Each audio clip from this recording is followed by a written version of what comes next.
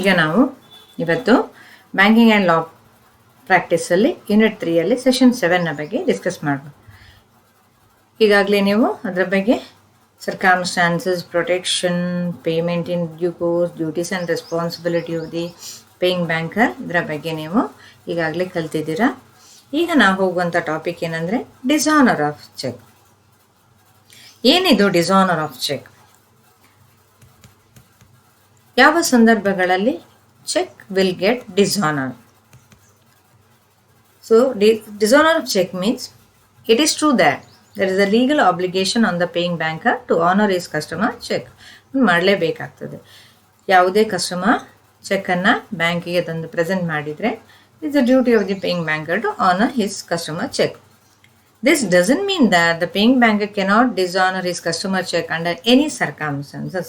In fact, there are number of circumstances under which the paying banker dishonor his customer. There are so many circumstances.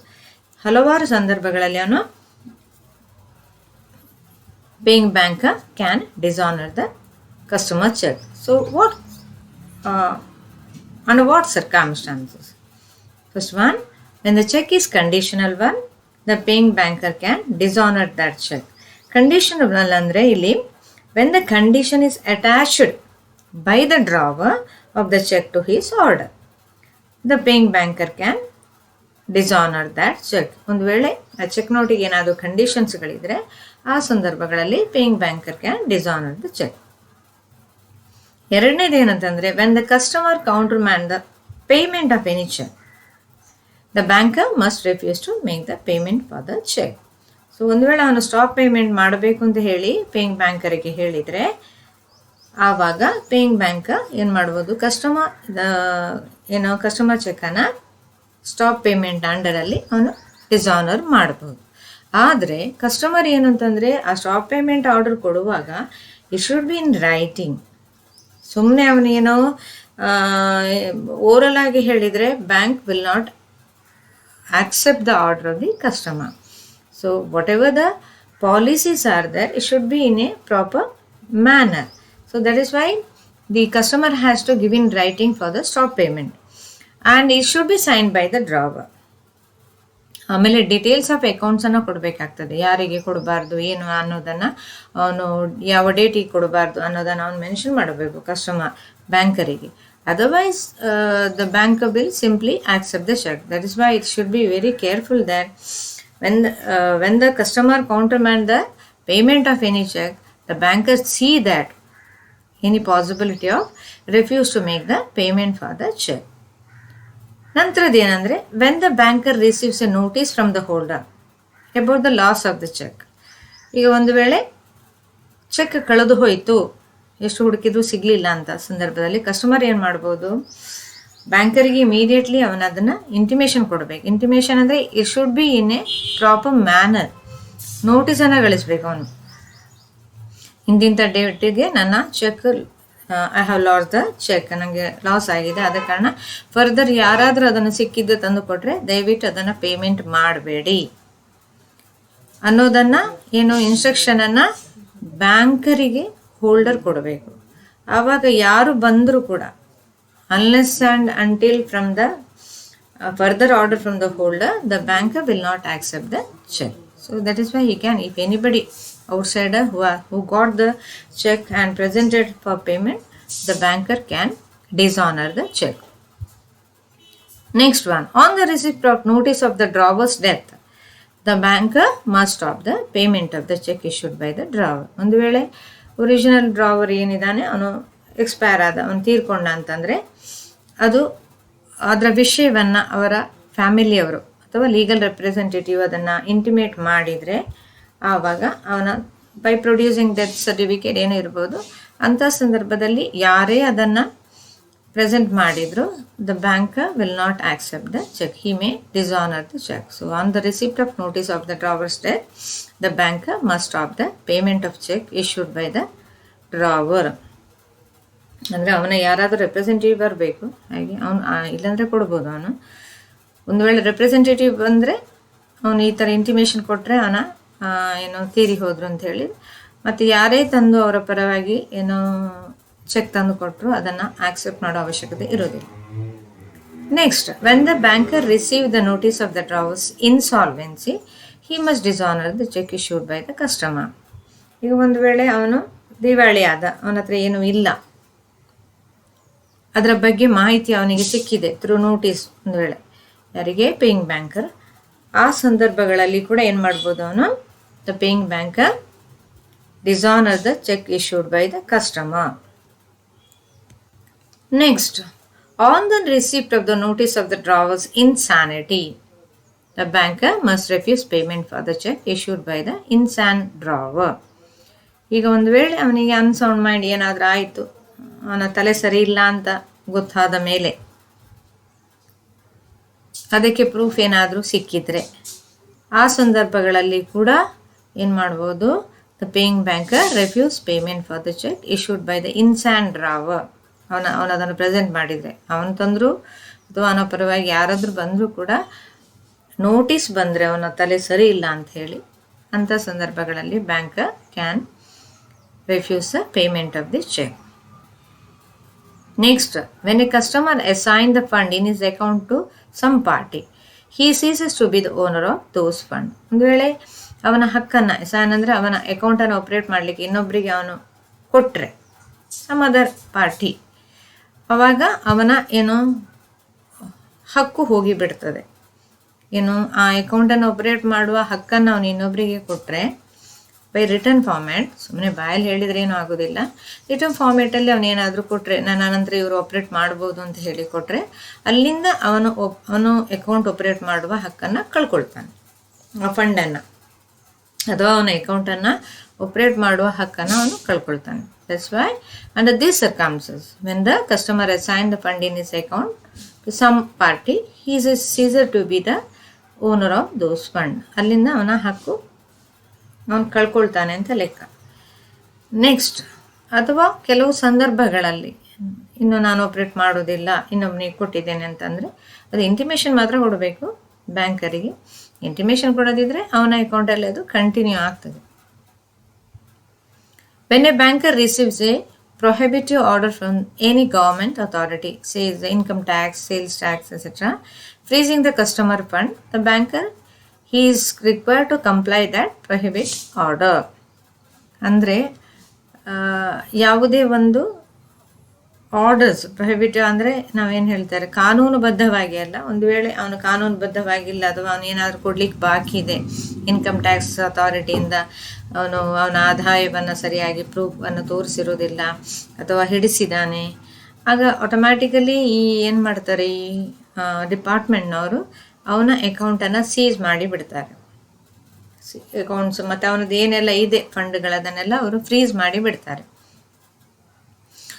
ಅಂಥ ಸಂದರ್ಭದಲ್ಲಿ ಅವರಿಂದ notice ಏನಾದರೂ ಬಂದರೆ, ಅವನು ಇನ್ನು ಮುಂದಕ್ಕೆ ಅವನದು ಏನು ನೀವು ಇದ್ರ ಅಕೌಂಟ್ ಅವನ ಇದರಲ್ಲಿ ಹಾಕಲಿಕ್ಕಿಲ್ಲ, ಅಂದರೆ ಅವನು ಕೊಡಲಿಕ್ಕೆ ಬಾಕಿ ಇದೆ, ಏನಿದ್ರು ಡೈರೆಕ್ಟ್ ನಮಗೆ ಬರಬೇಕು ಅಥವಾ ಅದಕ್ಕೆ ಏನಾದರೂ ಅರೇಂಜ್ಮೆಂಟ್ ಮಾಡಿ, ಅವನ ಯೂಶ್ವಲಾಗಿ ಗೌರ್ಮೆಂಟಲ್ಲೆಲ್ಲ ಅದು ನಡೀತದೆ. ಗೌರ್ಮೆಂಟ್ ಎಂಪ್ಲಾಯೀಸ್ ಏನಾದರೂ ಆ ಥರ ಯಾರಿಗಾದರೂ ಯಾವುದೇ ಗೌರ್ಮೆಂಟ್ ಡಿಪಾರ್ಟ್ಮೆಂಟ್ಗೆ ಹಿಡಿಸಿದ್ರೆ ಅವ್ರಿಗೆ ಗೊತ್ತಾಗ್ತದೆ, ಅವರು ಇಮಿಡಿಯೇಟ್ಲಿ ಹೇಳ್ತಾರೆ ಏನಾದರೂ ಇನ್ಕಮ್ ಟ್ಯಾಕ್ಸ್ ಬಾಕಿಯಾಗಿದೆ ಅಥವಾ ಅವನು ಕಟ್ಟೋದು ಅಮೌಂಟ್ ಬಾಕಿಯಾಗಿದೆ, ಅವನು ತೋರಿಸಿಲ್ಲ ಸರಿಯಾದ ರೀತಿಯಲ್ಲಿ ಅವನ ಆದಾಯವನ್ನು, ಅವನಿಂದ ಇಷ್ಟು ಬರಲಿಕ್ಕಿದೆ ನಮಗೆ, ಅದ ಕಾರಣ ಏನಿದ್ರು ಕೂಡ ನೀವು ಅವನ ಫರ್ದರ್ ಇದನ್ನು ನಮಗೇನು ಬಾಕಿ ಇದೆ ಅದನ್ನು ನೀವು ಕೊಡುವ ವ್ಯವಸ್ಥೆ ಮಾಡಬೇಕು ಹೇಳಿ ಪರ್ಟಿಕ್ಯುಲರ್ ಡಿಪಾರ್ಟ್ಮೆಂಟಿಂದ ಎಂಪ್ಲಾಯೀಸ್ ಡಿಪಾರ್ಟ್ಮೆಂಟಿಗೆ ಬರ್ತದೆ. ಸೊ ಆ ಸಂದರ್ಭಗಳಲ್ಲಿ ಬ್ಯಾಂಕರ್ ಏನು ಮಾಡಬೇಕು ಅಂತಂದರೆ ಅಂತಹ ಆರ್ಡ್ಗಳನ್ನು ಅವರು ಅದನ್ನು ಪಾಲಿಸಲೇಬೇಕಾಗ್ತದೆ. ಇಲ್ಲ ಓಕೆ ಏನು ತೊಂದರೆ ಇಲ್ಲ ಅಂತ ಮಾಡುವ ಹಾಗಿಲ್ಲ, ಕೊನೆಗೆ ಬ್ಯಾಂಕರಿಗೆ ಬರ್ತದೆ ಅದು ತೊಂದರೆಗಳು. ಹಾಗಾಗಿ ಇಂತಹ ಆರ್ಡರ್ಗಳು, ಪ್ರೊಹಿಬಿಟ್ ಆರ್ಡರ್ ಅಂದರೆ ಇನ್ನು ಮುಂದಕ್ಕೆ ನೀವು ಅವರು ಆಪ್ರೇಟ್ ಮಾಡೋದಿದ್ರು ಕೂಡ ನಮಗೆ ತಿಳಿಸ್ಬೇಕು, ಅವರ ಏನಕ್ಕೆ ಅಕೌಂಟ್ ಏನಿದ್ರು ಕೂಡ ಅವರ ಬಾಕಿಯನ್ನು ನೀವು ವಸೂಲು ಮಾಡಿ ಕೊಡಬೇಕು ಅಂತ ಹೇಳ್ತಾರೆ. ಅಂಥ ಸಂದರ್ಭದಲ್ಲಿ ಬ್ಯಾಂಕ್ಗಳು they must be very careful in handling these accounts also. They should follow the order given by the authorities.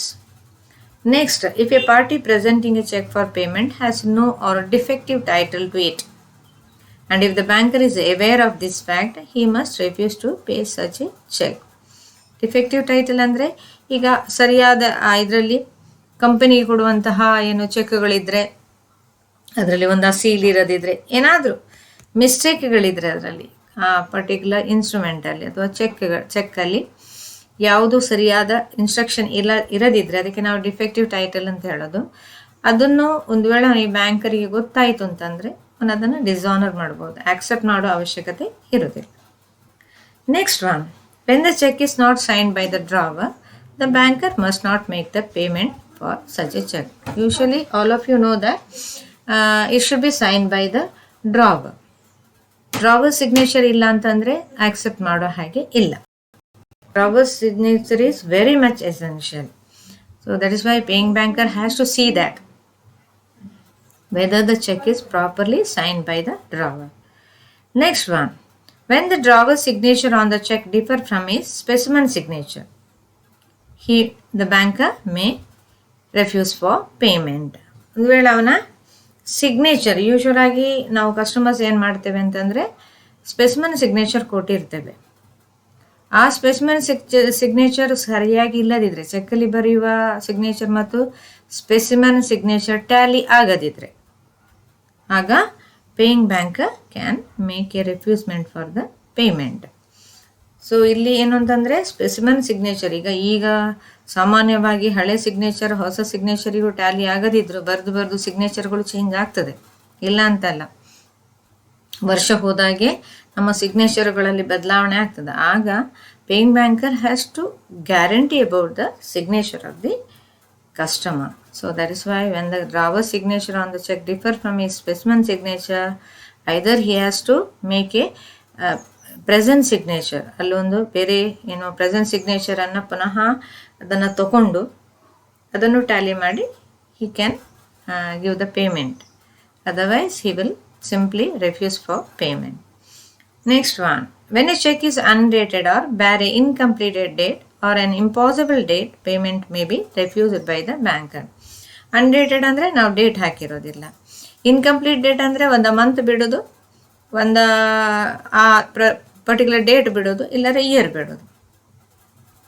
ಅಥವಾ ಅನ್ ಇಂಪಾಸಿಬಲ್ ಡೇಟ್ ಅಂತಂದರೆ, ಈಗ ಫಾರ್ ಎಕ್ಸಾಂಪಲ್ ಈ ವರ್ಷದನ್ನು ನಾವು ನೆಕ್ಸ್ಟ್ ಇಯರ್ದು ಏನು ಡೇಟನ್ನು ಹಾಕೋದು, ನೆಕ್ಸ್ಟ್ ಇಯರ್ ಇದನ್ನು ಹಾಕೋದು, 2020 ಬದಲು 21 ಹಾಕಿದರೆ ಅಂಥ ಸಂದರ್ಭದಲ್ಲಿ ಕೂಡ ಅಂತಹ ಚೆಕ್ಗಳು ಆಕ್ಸೆಪ್ಟ್ ಆಗೋದಿಲ್ಲ, ಅವ್ನು ರೆಫ್ಯೂಸ್ ಮಾಡಬಹುದು.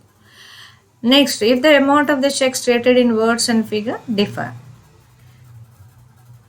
2 ಲಕ್ಷ ಅಂತ ಬರೆಯೋದು, 2,300,000 ಅಂತ ಬರೆದ್ರೆ ಅವಾಗ ಏನಾಗ್ತದೆ, ವರ್ಡಲ್ಲಿ ಒಂದು ಫಿಗರಲ್ಲಿ ಒಂದು ಇದ್ದರೆ immediately is refuse for the payment of the cheque. ಆಮೇಲೆ if a cheque is mutilated or not drawn in proper form, the banker may refuse for payment. ಒಂದು ವೇಳೆ ಮ್ಯುಟಿಲೇಟೆಡ್ ಅಂದರೆ ನಾನು ಹೇಳಿದ್ದೇನೆ, ಅದು ಒಂದು ವೇಳೆ ಹರಿದು ಹೋಗಿದ್ರೆ ಅಥವಾ ಸರಿಯಾಗಿಲ್ಲ, ಅದನ್ನು ನೋಡುವಾಗಲೇ ಅನಿಸ್ತದೆ ನಿಮಗೆ ಪೇಮೆಂಟ್ ಮಾಡೋದು ಬೇಡ ಅಂತ ಹೇಳಿ, ಅದನ್ನು ಹರಿದದನ್ನು ವಾಪಸ್ ಜಾಯಿಂಟ್ ಮಾಡಿ ಕೊಟ್ಟಿದ್ರೆ ಆವಾಗ ಏನಾಗ್ತದೆ, ಅದನ್ನು ರಿಫ್ಯೂಸ್ ಮಾಡಬಹುದು. ಇದಿಷ್ಟು ಡಿಸಾನರಿಗೆ ಸುಮಾರು ರೀಸನ್ಗಳಿವೆ. ಹಾಗಾಗಿ ಪ್ರತಿಯೊಂದು ಕಸ್ಟಮರ್ ಕೂಡ ಚೆಕ್ಕನ್ನು ಪ್ರೆಸೆಂಟ್ ಮಾಡುವಾಗ they must be very careful in entering the details about the payment. Otherwise the banker will be very careful in observe the matter, and if there is simple mistake in presenting the check also led to dishonor of the check. ಈಗ ಇದರಲ್ಲಿ multiple choice question. First one, we should keep our savings with the banks because it is safe, earn interest, can be withdrawn anytime. So first answer is of course it is safe, it will give interest and can be withdrawn at any time, and answer is all of above. ಎರಡನೇದು, bank does not give loan against gold ornament, LIC policy, lottery ticket, NSC. Usual ಆಗಿ ನಿಮ್ಗೆಲ್ರಿಗೂ ಗೊತ್ತಿದೆ, lottery ಟಿಕೆಟಿಗೆ bank ಏನು loan ಕೊಡೋದಿಲ್ಲ. Next one, which bank have maximum number of branches in India? RBI, SBI, PNB, Bank of Baroda. Now it is State Bank of India having maximum number of branches in India. ಯಾಕಂದರೆ ಈಗ ನಿಮಗೆ ಗೊತ್ತಿದೆ ಎಲ್ಲ state ಬ್ಯಾಂಕ್ಗಳು merge ಆಗಿ ಒಂದೇ bank ಆಗಿದೆ, state bank of India. That's why it is now leading bank. Next, ATM password should be kept in personal diary, office diary, memory, all of above. So all of you know it is in memory. ATM password to be shared only with the spouse, obedient son, obedient daughter, none of above. So you should not share your password with anybody. So that is the answer is none of above. Next one, nomination can be done in savings bank account, recurring deposit account, fixed deposit account, all of above. So almost all the account have very badly need nomination. So the answer is all of above. So you will see that you can check it through the answer to MCQ.